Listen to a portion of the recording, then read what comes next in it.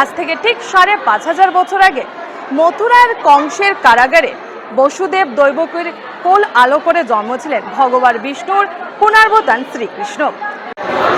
নমস্কার দর্শক মণ্ডলী, আমি আপনাদের করিমগঞ্জের প্রতিনিধি সুস্মিতা দাস।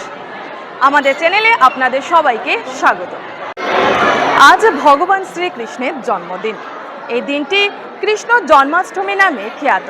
আজ থেকে ঠিক ৫,৫০০ বছর আগে মথুরার কংসের কারাগারে বসুদেব দৈবকীর কোল আলো করে জন্মেছিলেন ভগবান বিষ্ণুর পুনর্বতান শ্রীকৃষ্ণ। আজ এই মুহূর্তে আমি আছি করিমগঞ্জের মদনমোহন আখড়াতে।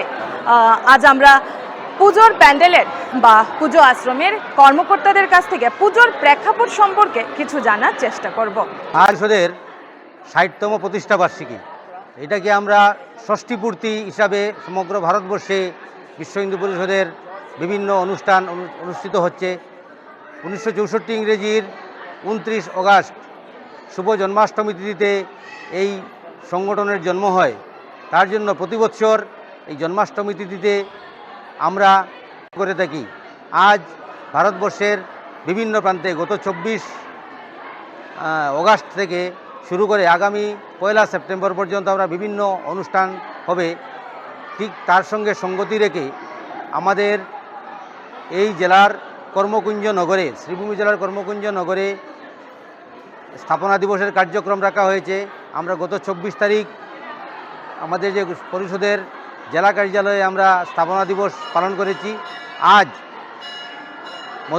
রাধা মদনমোহন জিউর মন্দিরে বিশ্ব হিন্দু পরিষদের স্থাপনা দিবস উপলক্ষে প্রথমে কৃষ্ণ সাজো, কৃষ্ণের আরতি, তারপরে আছে বিভিন্ন সাংস্কৃতিক অনুষ্ঠান এবং ধর্মসভা।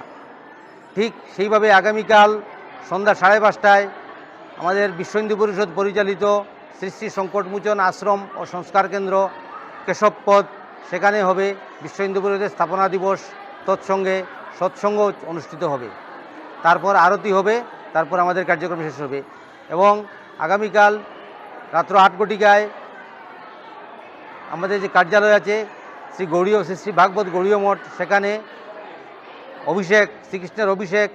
তারপর রাত্রেবেলা ১২টা পর্যন্ত সেখানে ভজন কীর্তন, সাংস্কৃতিক সন্ধ্যা এবং পরদিন মানে ২৮ অগাস্ট বুধবার সেখানে নন্দ উৎসব পালিত হবে।